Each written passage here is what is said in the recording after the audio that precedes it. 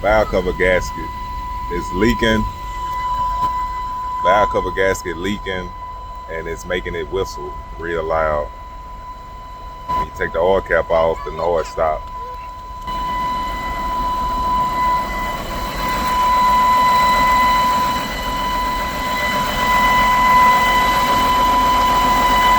And it need a water pump because it's not pumping coolant through the little bitty hose. See how I cut it off and then it kind of whistled a little bit, then go back.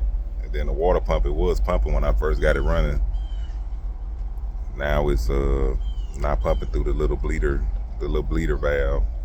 It's supposed to pump through there all the time. It pumped through there first, then it stopped. But that noise is valve cover gasket.